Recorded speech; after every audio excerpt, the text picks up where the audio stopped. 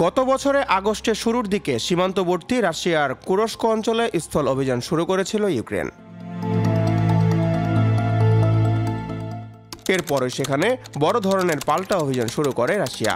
ইউক্রেনের সেনাপ্রধান Alexander Syrskyi বলেছেন, কুরস্ক অঞ্চলের সম্মুখ যুদ্ধে এখন পর্যন্ত ৩৮,০০০ রুশ সেনা নিহত এবং ১,০০০-এর বেশি সামরিক সরঞ্জাম ধ্বংস করেছে।